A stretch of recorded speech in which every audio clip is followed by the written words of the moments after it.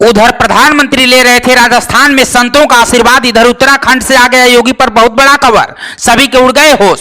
मोदी ने योगी को फोन लगाकर दे दी बड़ी जिम्मेदारी, योगी बनाएंगे उत्तराखंड के मुख्यमंत्री। नड्डा और शाह ने दे दी खुली छूट, जो अब तक कोई नहीं कर पाया वो योगी करके दिखाएंगे। कर्नाटक की हार का बदला राजस्थान में लेकर दिखाएंगे।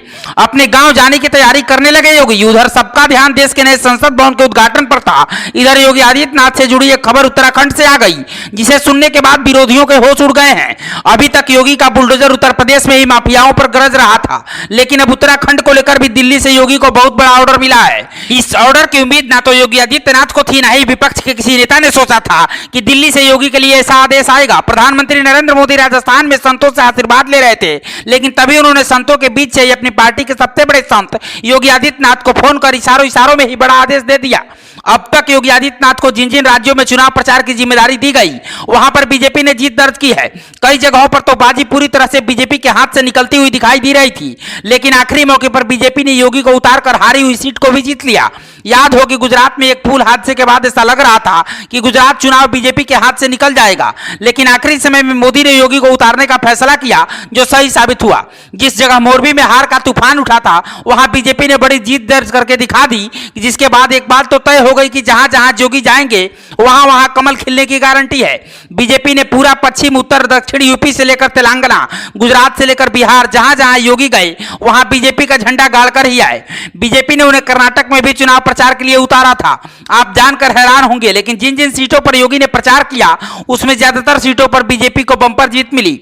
यही वजह रही है कि अब दिल्ली आलाकमान ने योगी को उत्तराखंड की पूरी जिम्मेदारी देने का मन बना लिया है। उत्तराखंड पहाड़ों के योगी राजा रहे हैं और उत्तराखंड उनकी जन्मभूमि रही है। पहाड़ों को छोड़कर योगी आदित्यनाथ गोरखपुर पहुंचे थे, जहां उन्होंने महंत से सांसद और सांसद से मुख्यमंत्री बनने तक का सफर पूरा किया और अब शायद प्रधानमंत्री की कुर्सी तक उन्हें पहुंचना है। लेकिन कहा जाता है कि कर्मभूमि का भी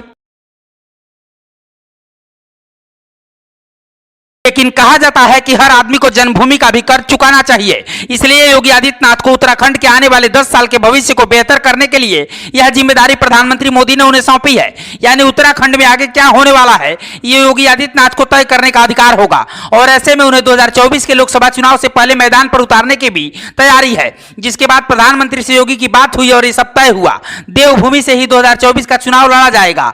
यानी योगी आदित्यनाथ और मोदी मिलकर उत्तराखंड से ही 2024 का सियासी शंखनाद करेंगे। जल्द ही मोदी और योगी आदित्यनाथ की एक बहुत बड़ी रैली उत्तराखंड में होगी और इसी के साथ 2024 के चुनाव प्रचार का आगाज भी हो जाएगा। लेकिन हर किसी के दिल में यह सवाल है कि जब योगी आदित्यनाथ उत्तराखंड में होंगे तो क्या वो अपने घर जाकर अपनी माता से मुलाकात करेंगे, क्योंकि योगी आदित्यनाथ की माता भी कई बार कह चुकी हैं कि वो अपने बेटे को बहुत प्यार करती हैं। खुद योगी आदित्यनाथ भी मां के लिए कई बार प्रेम दिखाते हुए आए हैं।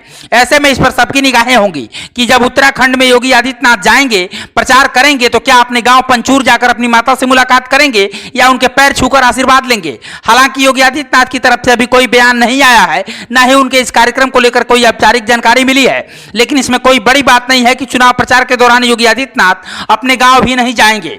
प्रधानमंत्री नरेंद्र मोदी ने भी अपना घर छोड़ दिया था, लेकिन वो जब समय समय पर अपनी मां से मिलने के लिए गुजरात जाया करते थे, या यूं कहें कि जब वो गुजरात जाते थे तो अपनी मां से जरूर मिलते थे। ठीक उसी तरह योगी आदित्यनाथ भी अपने गांव जाकर अपनी मां से मुलाकात कर सकते हैं।